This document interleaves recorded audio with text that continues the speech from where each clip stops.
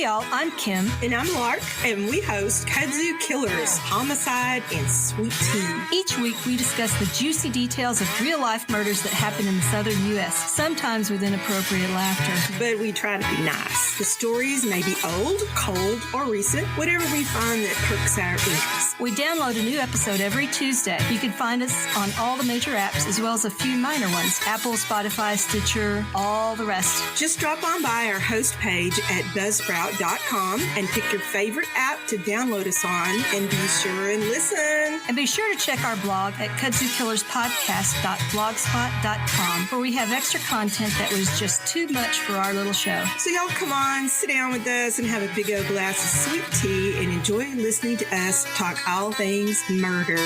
Bye now. Bye, y'all.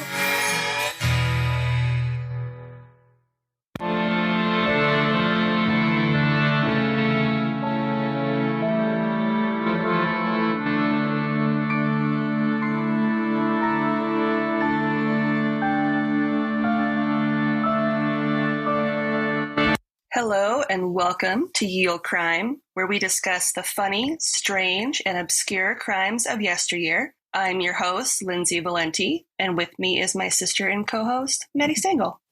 Hello. How are you? I'm doing pretty good. How are you? Not too bad. Got my coffee. I actually, yesterday, bought myself a new coffee maker. Wow. Mm-hmm. How is it? I like it a lot. So I got the Mr. Coffee. It's like the mini 5-cup brewer, and it's got a programmable thing, so I can set it to brew later, which is great because then I can have it ready for you in the morning. Yeah, so I can have it ready when I get back from walking Kona, like a solid 2 cups worth of coffee. Nice. So pretty great. My friend Sarah gave me her old Keurig View. I can't figure it out. I keep messing it up. So it has grounds everywhere. And I'm surrendering, and I'm going to have her come over and ask me about it. Cause apparently there's a frothing setting. Ooh. Yeah. That's fancy. So I'm I gotta Google the manual. Up your coffee game. Let's see what sort of fancy schmancy coffee options I have. Mm-hmm. But for right now, I'm drinking Water Joe, which is caffeinated water. Ooh. Not sponsored, but would like to. Mm-hmm. So anybody that works for Water Joe, you just hit me up. There you go. Just reach out to us at yieldcrimepodcast@gmail.com. Delicious. So, like I mentioned in our last episode, the month of August, Maddie has picked out our topics for the month. And I already forgot them, so I'm going to be surprised. That's fair. And that's good. Yay! So, the first one we are going to be covering is Tombland Alley. Is this the haunted one? The haunted alley in England. Yes. Specifically, Norwich, England. Information for this story, I pulled it from a lot of different places. So there's a 2019 Eastern Daily Press article by Stacia Briggs and Siofra Connor. A 2019 Spooky Isles article by Rick Hale. A 2020 Outline Online article by Jessica Hart. I think that's an alias. And information from Britain Express, Atlas Obscura, Norwich 360, Paranormal Database, and last but obviously not least, Wikipedia. And I will have links to all of these articles in the show notes. So as I sort of explained, Tombland Alley is located in Norwich, England, and has quite the storied past. And the name is a combination of 2 Old English words that mean open ground or empty space. Empty space? Mm-hmm. Well, that's kind of sad. So it actually has nothing to do with dead people, really. This is just an empty space. It's just an empty space. Fuck this place. So we're going to start with one of the most famous buildings in Tombland Alley, the Augustine Stewart House. So Tombland Alley is a pedestrian footpath between Tombland and Princes Street. And on the south side is the Church of St. George Tombland, even though the path runs through the middle of the graveyard itself. Ooh. Yeah. So like you'll be walking along with your dog and then be like walking in the middle of a cemetery. Not creepy at all. And then you're like, please don't pee on any of the... Yeah, please be respectful to all of these people who had died centuries ago. We actually went to go visit my grandmother's grave, and I had Willie with me, and it's like lush green grass, like perfect, beautiful landscape. And the whole time I was like, please don't poop on someone. Please don't poop on someone. Please don't poop on someone. Yeah. And he was so respectful. He like went to the very edge of the like area and peed on like a giant pile of like weeds. Mm-hmm. And then when he did have to go number 2, he went in the ditch in front of it. And I was like, that's nice. It's like you knew there were dead bodies here, and you were like, nah, man. Yeah, he's such a good boy. He is a good boy. So back to Tombland. Yeah, sorry. Graveyard. It's okay. Graveyard. Walking path. Yep. It's been noted that the level of the graveyard has been raised several times over the past centuries to accommodate the number of people who died during the plagues that hit the area from the 14th to the 16th centuries. Ooh. Yeah. So like just like a bunch of bodies on bodies? Bunch of mass graves, yeah. And people like casually take a walk down it? Yep, pretty much. Gross. Yep.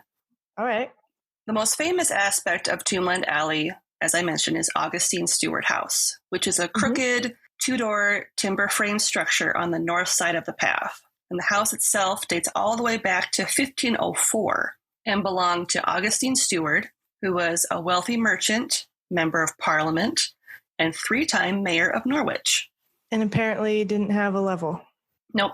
He also had 11 children, but that's not really the point of the story. I just thought it was interesting enough to include. Wow. That's a lot of kids. That tilted house? Yep. Damn. It makes me think of like that one nursery rhyme, the crooked old woman who lived in the crooked house. I just think of the shoe immediately, and I'm like, I know this is wrong. Yeah. But just a giant wealthy merchant in a shoe. Yep. I am so wealthy. with a rotating door. I am so wealthy with my leather home. So when Kett's Rebellion broke out in 1549, Stewart led negotiations between the army and the local rebels, and he also entertained the Marquis of Northampton at his home. But after Lord Sheffield and Sir Thomas Cornwallis were seized and killed, his home became the headquarters for the Earl of Warwick's army.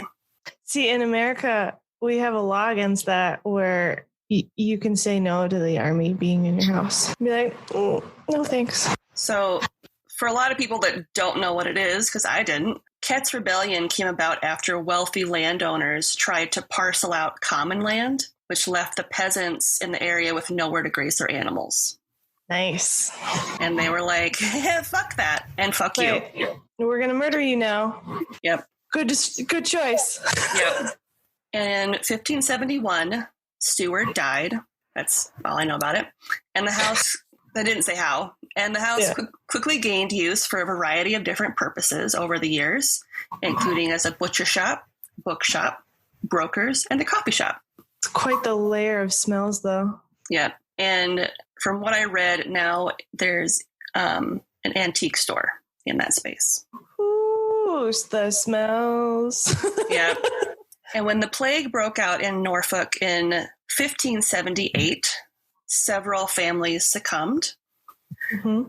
And the illness was described as, quote, giving its victims intolerable pain from the heat of the head. The eyes became swollen and fiery, the tongue bloody, respiration became difficult, and the breath fetid. Vomiting bilious matters were frequent for the afflicted before the body finally became livid with scattered pimples that bred worms. Death came swiftly, usually within 2 or 3 days. End quote. Worms? Yeah. And many at the time believed that the plague attacked the city after a visit from Queen Elizabeth I. Oh, because she didn't like him. Yeah. And she stayed in Norwich for 5 days in August of 1578. The queen stayed at Bishop's Palace, which is located close to Augustine Stewart's house, and the belief was that the plague had followed her from London. Either way. Wash your hands. They didn't know that. Yep. And either way, for 2 years, the plague killed thousands of people in Norwich, with the dead piled high on carts. And there's a long-held belief that a plague pit also lies below what used to be Samson and Hercules on Tombland. And as the plague ravaged the city, orders were sent out to seal up buildings. And these same orders were carried out during the Great Plague of 1665. So many plagues. Yep. And the orders were as follows. So, quote, sick or infected people were to be moved from houses, and the house itself would be shut up and locked for 40 days with a red cross and Lord have mercy upon us in capital letters written on the door. After the 40-day period, a white cross would be affixed to the door for another 20 days while the house was fumigated, cleaned, and painted with lime. Oh, no. Painted with lime. Yep. That'll fix it. Yep. Clothes and household items had to stay in the house for an additional 3 months. End quote. Dang. So if you were poor, you were ruined. If you didn't die from it, yeah, you were done. And it's said that one family was accidentally boarded into their home, but the reason why isn't known. Perhaps they were too sick to let people know they were there, but either way, the bailiffs returned weeks later to discover a horrifying sight. While moving about the home to fumigate and cleanse it, the bodies of 2 adults, a husband and wife, were found. And at first glance, nothing appeared to be off, until they found human teeth marks on their legs. And next to the bodies of the couple, they found the corpse of a young girl, but she didn't appear to have died from the plague. Instead, it's believed she had died after choking to death on the flesh of her parents after she'd been forced to eat them in order to survive being trapped inside the house all alone. How old do they kind of give roughly how old she was? No. But it's said that the ghost of this young girl haunts the surrounding area of Tombland Alley behind the house, near where the land is raised in the graveyard to accommodate all the plague victims. Yeah, I bet.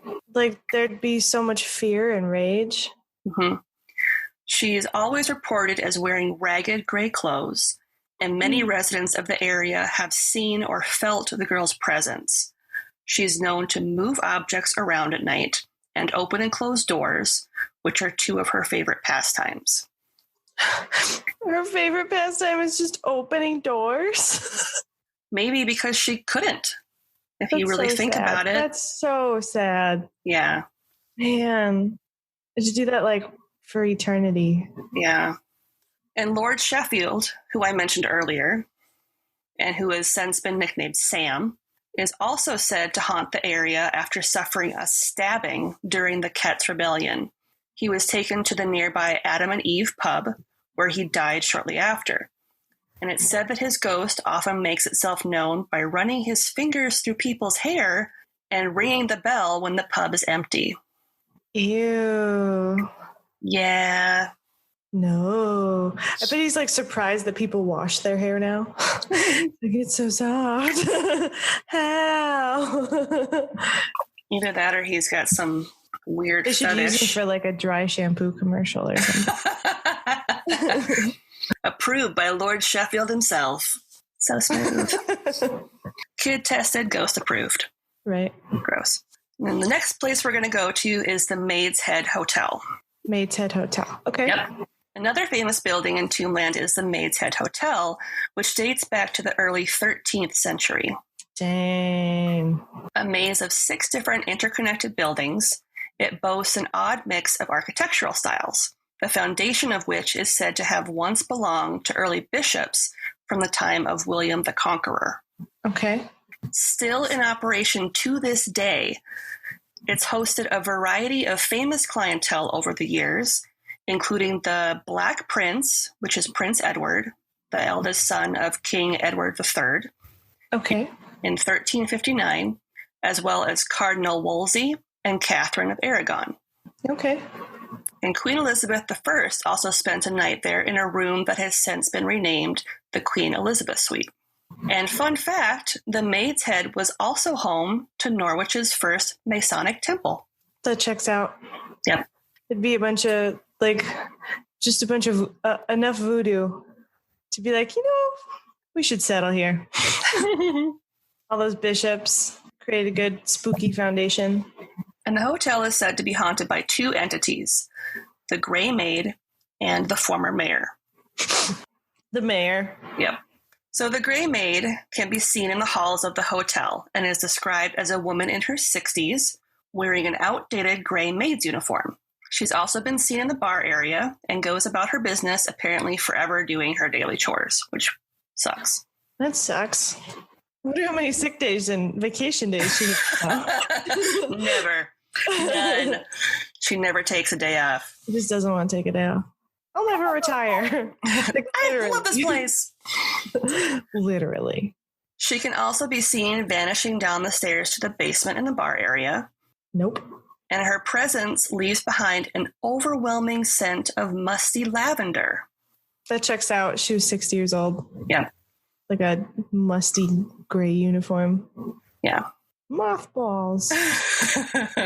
And the uniform she's said to wear was common in the 17th and early 18th centuries.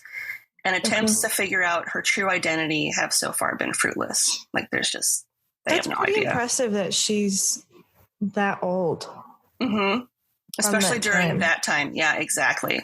That's probably why she's still working. She's like, I'm immortal, bitch. I ate oranges and didn't get scurvy. Forever. Want me to wash your dishes? So while the Grey Maid is more of a benign spirit, the former mayor is reported to be the exact opposite. So guests and staff alike have reported encountering this grumpy old man who is often seen shaking his head and mumbling to himself in obvious displeasure. And no one knows for certain why he always appears to be in such a foul mood each time he is seen, whether it's in the halls of the hotel itself or in the courtyard outside. And he'll only appear for a moment before vanishing. So he just appears and is like, I hate everything. And then he poofs out of existence. Right. This would have never happened if I was still the mayor. Everything sucks. You guys are doing it all wrong. Right. That's really funny. But he's not that malicious. He's just judgy. He's just so judgy. He's like, God, none of you guys can do anything right. Right. Like the Grey Maid's doing her best, going about her day, having a good time. And then he's just like, oh, God, them again. Someone's not tending the rose bush properly. Nope. I just imagine him scoffing. If you were to be close enough to him when he appeared, you'd hear him going a spirit box, and that's all you could hear from him. Oh my or God. Clicking his teeth, or just being like, I don't approve. Grumbles. Yeah. You're what did you say? Can you speak up, sir? And the last person we're going to talk about is Father Ignatius. Ignatius? Ignatius, thank you. That was a very brief He was Ignatius all the time. Saint of Tums. The patron saint of Tums. Patron saint of Tums. I feel so relieved now. I don't feel like shitting myself. Ignatius. That was so good. Such a tiny thing. So adding to the cast of characters is Father Ignatius. Ignatius. A preacher and mystic who established a monastery in Elm Hill, Norwich in 1863. Okay. So he's so far the youngest. Yes. So Father Ignatius, who is also known as Joseph Leicester Line, would encourage people to join him in prayer as he wanted to revive monasteries in the Church of England. And those that refused to join him were subsequently cursed and, oddly enough, actually died. Wow. That's fucked up. Yeah. Just you're either with me or you're dead. It's not with me or against me. It's you're either going to do this right now. I don't care if you need to tend to your flock. Yep. I'm tending to my flock. Bitch, you're out. Yeah. Oh, and did I mention that he Oh. spoke to ghosts? Because he also spoke to ghosts. Oh, well, yeah, because that's his flock. Yeah. It was probably the cursed people. He's like, you gonna pray now? I said, join me in prayer. All right. So Father Ignatius, which translates to the fiery one, and his followers moved to Elm Hill and were met with fierce resistance from the locals, who were extremely anti-papal and often hurled insults at the monks. Yeah, that's why he cursed everybody. Yeah, he was like, oh my God, fuck all of you guys. Come on, man. So I'm just going to call him Father Iggy now, because I Okay. keep second guessing myself whenever I go to say it. So Father Iggy was a troubled man who never properly recovered from severe beatings he would receive as a child at St. Paul's School in London. And in fact, he was punished almost to death on multiple occasions for disobedience. Wow. So he was either a troublemaker or just a scapegoat. Yeah. He had one of those faces. You just look like a little He might have had bitch. one of those faces because if people just like throw stuff at him Yeah. unprompted, they're just like, this guy. I just want to punch him in the face. We're So not I'm going going to to. do this for dinner anymore because I threw it at Father Ignatius. So Father Iggy moved into 16 Elm Hill with his followers and renamed it the Benedictine Chapel of the Priory of St. Mary and St. Dunstan. It's too long. The priory was often described as a sort of halfway house for Roman Catholic monks who broke their vows, Anglican priests who became alcoholics, and those who were mentally and spiritually imbalanced. Wow. Sounds like a great place to live. Yeah, so kind of like a motley crew, fun Right. little misfits. This is like the beginning of a National Lampoon movie. Yep. And almost immediately after building his own church, dark rumors started to circulate about town. One of his brothers, named Augustine, no relation to Augustine Stewart, formed an inappropriate relationship with a 15-year-old boy named Samuel Hass, and he was then accused of kidnapping and mesmerizing the sons of Protestant families in the area. Sure. Mesmerizing. Yeah. You're right. Because you can't be born as a homosexual. Yeah. You're mesmerized by a creepy Yep. old man. Yep. And when another brother left the order in 1865 with another young boy, people started to understandably lose their shit. Yeah. And stories about the harsh punishments he'd deal out didn't help matters at all.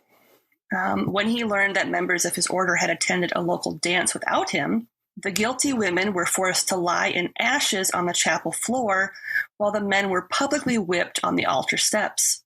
Wow. All because he had FOMO? Yep. Wow. Because he was like, I told you not to go to dances because that's the devil's work. And And you didn't invite me. exactly. And you also didn't invite me. And you said I can't come, so I'm going to beat you. Yep, pretty much. Wow. When he wasn't punishing his flock, he was openly cursing those who refused to pray with him, many of whom were said to have passed shortly after. And eventually the people of Elm Hill had had enough. And when people began to cry out that they hadn't been paid for building his church, and after the landlord reclaimed his property, Father Iggy found himself well and truly fucked. Uh-huh. And even though he moved to London before eventually purchasing an abbey in Wales and dying there in 1908, his spirit is said to have returned to Elm Hill, where he is often seen carrying a large black Bible and stopping to curse those who pass him. Wow. He's just sunshine in a bottle, isn't he? Yep. Wow. And those are the ghosts of Tombland Alley. Crazy. Do they see like, I don't know, I feel like if you walked by like those plague mass graves, there's not like random ones that kind of show up every now and then, like a couple or. If there were, they weren't noted anywhere. Okay. I would feel like, I mean, why not like hang out with each other if you're there forever, Yeah, I'm sure there are more that aren't mentioned, but the most popular ones are obviously the little girl that apparently ate her parents and That's so choked sad. to death. And Lord, I hope that Lord Sheffield, when he's not hanging out at the pub, is like hanging out with the little girl, and maybe they're just like playing Maybe a that's game why of he hide and likes seek. cutting hair. Maybe. Like, plays with her hair Yeah. in a not creepy way. In more of a fatherly way. Maybe, hopefully. He dings the bell. She opens the door. Yeah. Everybody has a good time. Maybe the door opening and closing is them playing hide and seek together. Okay. And it's just a really cute game of hide and seek. He's like, I found you. And she's like, hee hee hee hee. She's like, finally. I died here. Finally, someone did. Jerks. So, since this is kind of a shorter episode, I thought I would share another listener story that we got. Yay! So, after hearing the stories that were sent in previously about the Taunton State Hospital, another listener who wants to remain anonymous sent their own list of paranormal experiences. And this is what they have to say. Well, there's two common ones that have been seen by more than just me. This girl who looks like she's in her young 20s, comes across kind of shy, and we only see her in the same bathroom or peeking out into the hallway slightly from the bathroom. Where is this? Sorry. This is at Taunton State Hospital. Okay, so it's at the same hospital. So it's someone who like might work there or like has stayed there at some point? Yes. Okay. And apparently there's a tall guy that she literally can't even begin to give details on, but definitely looks like a guy. But in her 2 encounters with him, he moved really fast. Gross. She said, I was cleaning a bathroom and saw him go by the bathroom and thought it was one of my coworkers. But when I looked again, he was gone. And another time, a coworker and I were freaking out because it was about 9 p.m. and we were hearing a crazy bang noise. So we turned around and see this dude speed walking at us and noped out of there and literally ran full force like children. Wow. And there was one incident in the same area where I was alone and heard someone say hi. So I yelled hi and looked around, realizing I was alone. And I also ran away. Yeah. She said in a different building, a lot of people report seeing a doctor in a white coat and even report talking to him. And then they showed them the picture of Dr. Chambers, who the Chambers building was obviously named for. And they freaked out and said that was the person they had seen. I suppose he's probably just really proud of the fact that it's named after him. So he's like, I'm just going to stick around, make sure you guys don't screw it up, give you some advice on diagnosing. Yeah. And she continues that there's a lot of ghost stories around Taunton State, but those are the ones that she's heard and personally experienced. Wow. She said, the girl freaked me out the first time I had someone else mention her, and because she had just kind of decided she was a figment of her imagination. Mm-hmm. But when someone else took over the area, he happened to mention to her, hey, did you ever see the girl in the bathroom? And that's when she freaked out. Yeah. And with the second tall man incident. There was a second one? Well, the one where her coworker was there with her and also saw him. That also really fucked with her because she said, we know every patient and worker there. And it wasn't too human in movement. It was kind of swinging its arms too much. Ooh. And she said almost like something out of a Slender Man story. Ooh. Yeah. Yeah, I've run too. Yeah. And she says, so that's why she does not go to Chambers at night anymore. Yeah. 100%. It's not worth the extra, 50 cents to $1 an hour? Yeah. Nope. The night differential. Yeah. Dang. Well, thank you for sending it in. That's horrifying. Yeah. It's terrifying. Jeez. So this week's podcast shout out is the Kudzu Killers podcast, which is awesome. Yeah. And it's a true crime podcast, which features a couple of honest to goodness Southern gals that discuss compelling tales of Southern style homicide. Southern style homicide. Yep. What's the difference? They happen in the South. They just say bless their heart. Bless their heart. They get murdered. So Kim and Lark discuss a variety of fascinating stories, from cannibals to creepos and everything in between. And I've personally listened to them, and they're good friends of ours on social media, and I very much encourage you to give them a listen. And I will include a link to their podcast in the show notes as well. That's awesome. Sounds very similar to ours. Yeah, it's great. They do an awesome job. Cool. And to close out the episode, instead of doing like our something good, I thought we could try something different and answer some questions from people. People want to get to know us? Get to know you questions. Oh, here, before we start, I just want to say, we saw the review of somebody wishing me happy birthday on my birthday, and that was like the cutest thing ever. That really warmed my heart. So thank you. I did have a good birthday. Yay. Weekday birthday. And now I'm a 31-year-old lady. So living the dream. But thank you. That was so cute. It was so nice. So our first question comes from Holly and Danielle of the Spooky Hour podcast. Okay. And they want to know, what's your favorite case you've covered so far? What's my favorite what? Case. Favorite story that we've covered so far. That we've covered? Mm-hmm. I mean, I know we've only had like 10 episodes, but... Honestly, the phallic statues and like imagery, it was just so fun. It was so fun to do. And it was something that like was super unexpected. So I really liked that episode. I thought it was just a nice, easy episode. Nice case. What about you? See, that's hard because I like each of them for different. Yeah, and I like each of them for different reasons. Yeah. So let's see. Based on your current mood. Based on my current mood and the fact that I'm wearing my beef tea t-shirt right now, I'm going to have to go with the Marianne Cotton episode. Okay. Just because I feel like we had some really good back and forth in that episode. Mm-hmm. And that was a really fun one to do. Mm-hmm. So that would be my favorite of the ones that we have done so far. Nice. So yeah. Thank you for the question. Yeah. Thank you, Holly and Danielle. Go check out the Spooky Hour podcast. Let's still do something good. What's something good that you'd like to share? Something good? Mm-hmm. Well, something good is so this week was my birthday, and I got to have like a social distance interactions with some of the people I really love in my life.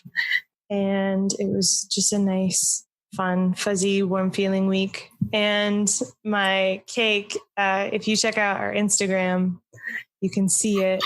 I'm really proud of it. It's like this Frankenstein cake. Actually, I woke up from a dream and figured out what kind of cake I wanted. So it's like a rainbow chip. So it's not funfetti, but it's like funfetti. And then I had a bunch of these mini cookies that were going to go bad that I wasn't going to eat. So I just chopped them all up and put them in the cake. And then I turned the frosting blue like a Cookie Monster. And it turned out really well. Like it was pretty great. It was a really good cake. The cookies weren't dry, which I was so thankful for. I was so worried that it was going to be like this weird, like soft cake with crunchy bits inside. Because Lindsay's youngest, Sarah, is quite the critic. Mm-hmm. She will let you know how it is. And it was really cute because she was the first one to get a slice and in our social distance picnic. And so she came by, she walked over to me like really like suavely. Mm-hmm. She stopped and like popped her hip. It was like, listen, Maddie, this cake is pretty good, but I'm just going to tell you right now that the texture is kind of weird. And then I did not hear her say that. Yeah, she said that. And then I was like, do you know why the texture is weird? And she was like, no, why? And I was like, I put cookies in it. And then she looked at it and she went, oh, okay, never mind. This is great. And then she just turned around and kept eating it. It was just the cutest thing. And then right before you guys left, so my parents have this backyard and there's a swing set that doesn't really get used, but Lindsay brought her puppy Kona And Kona is a digger, and my dog Willie is not. And my parents' dogs are not. But apparently Kona had dug up like an 8 to 10-year-old like rawhide that has been in the dirt in this like playground area. And Willie was he was chewing on it because it looked like a stick. And I was like, Willie doesn't chew on sticks. And so I saw it and I was like, what? So I grabbed it and I threw it, and I attempted to throw it over the fence to like this clearing that's not really anybody's.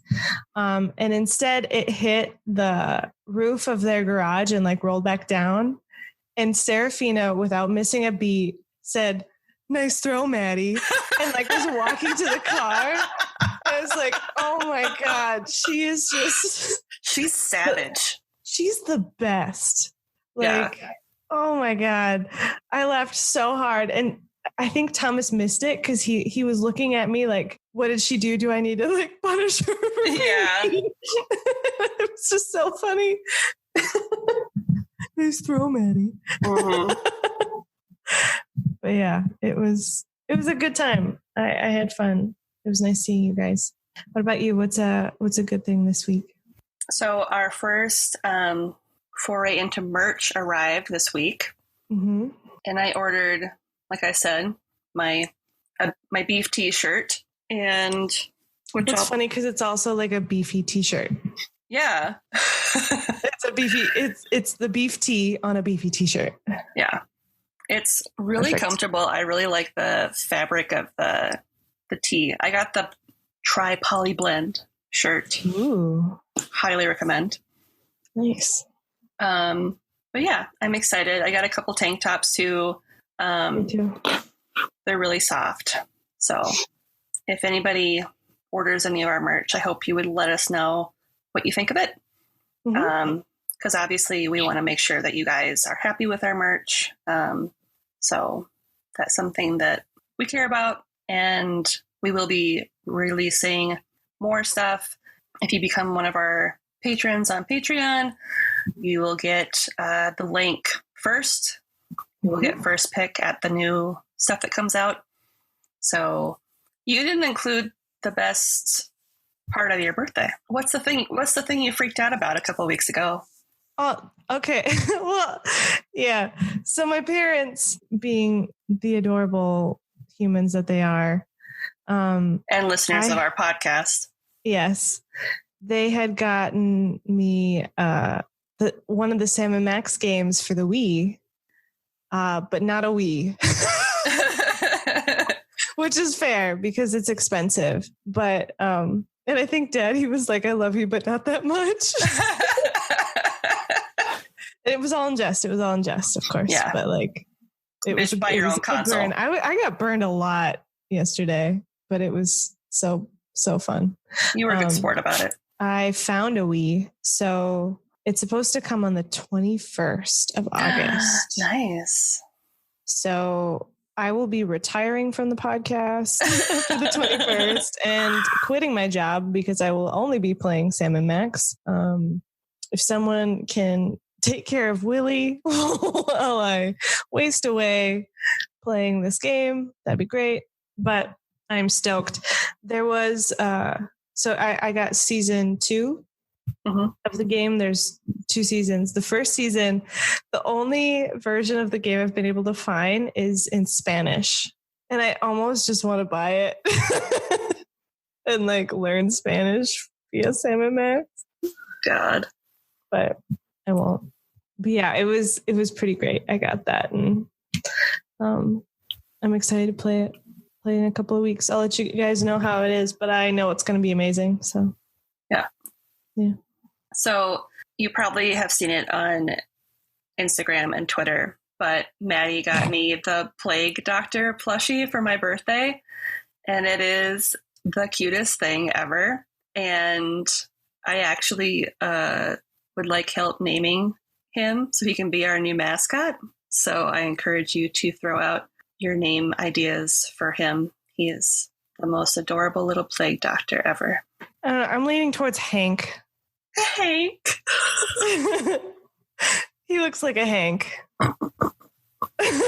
Doesn't? That's a very ye old name. Yes, Yeah. Hank. Yeah. Hank the plague doctor. Hey, you're going to die. Sorry, I look scary. Name's Hank. It's perfect. I love that he has a little medallion. I know. It's so cute. And it might not have come through very clear on the video, but his lantern actually glows in the dark. Oh, cute. So you have to charge it, Keep it obviously. Yeah. Otherwise it's not going to work. But Right. yeah. So also, shout out to Squishables for it. They're not sponsored, but apparently this was a huge release, almost as big as or bigger than their Christmas order. So thank you for still sending it. Yeah. And, I didn't mind waiting a couple of weeks. I was just happy that you got it. Yeah. So if you want to check them out, we recommend that you do. They're just good people making cute things. So highly recommend. Yeah. Get your own Hank. Get your own Hank. Hank Jr. We can just do Hank Jr., Juniors. Instead of Hank the first, second, it's just Junior. Junior squared. Yep. Shall we? Yep. You can find us online at yeoldecrimepodcast.com. Follow us on social media at yeoldecrimepod on Twitter and Ye Olde Crime Podcast on Instagram. Mm-hmm. You can also email us at yeoldecrimepodcast@gmail.com. We'd love to hear any questions you want to ask us or share any paranormal or true crime stories you'd like to share. Obviously, we think they're pretty awesome.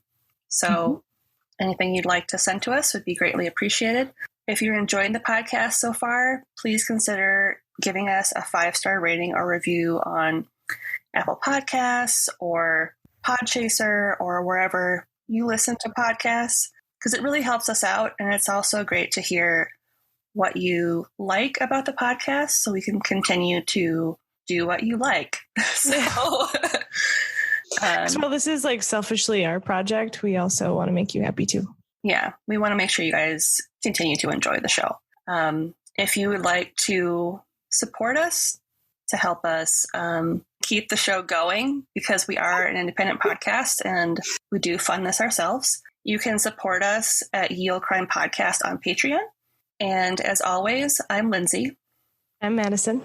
And we'll see you next time with another tale as old as crime. Bye, guys. Bye.